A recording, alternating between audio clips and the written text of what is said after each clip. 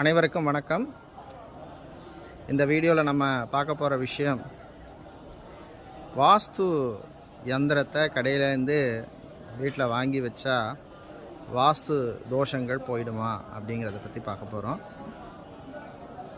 பொதுவாக வாஸ்து யந்திரத்தை வாங்கி அதை ஒரு மண்டலத்தில், குறைந்தபட்சம் ஒரு மண்டலத்தில் பூஜை பண்ணிட்டு வைக்கிறது தான் விசேஷம்.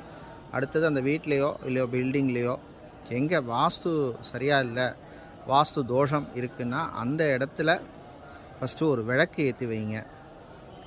அதுக்கப்புறம் ஒரு மண்டலம் முடிஞ்சதுக்கப்புறம், அதாவது ஒரு மண்டலம் முடிஞ்சதுக்கப்புறம் அந்த வாஸ்து யந்திரத்தை, பூஜை பண்ண வாஸ்து யந்திரத்தை வீட்லேயோ இல்லை அந்த ஆஃபீஸோ பில்டிங்கில் எங்கே சுவாமி படம் வச்சுருக்கீங்களோ அந்த இடத்துல மாட்டலாம். அப்படி இல்லைன்னா வடகிழக்கு மூலை, ஈசான மூலையில் அந்த வாஸ்து யந்திரத்தை வைக்கலாம்.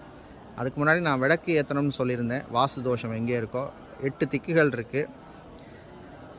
அந்த 8 திக்கு இந்திரன், அக்னி, யமன், நிருதி, வர்ண, வாயு, குபேரன், ஈசானம்னு சொல்லுவோம். வடக்கு, கிழக்கு, தெற்கு, மேற்கு, வடகிழக்கு, தென்மேற்கு, வடமேற்கு, வடகிழக்கு, இந்த மாதிரி 8 திக்குகள்லையுமே எந்த திக்கில் உங்களுக்கு அந்த வாஸ்து தோஷம் இருக்குன்னு சொல்லியிருக்காளோ அந்த இடத்துல நீங்கள் அந்த தீபத்தை ஏற்றி வைக்கிறது விசேஷம்.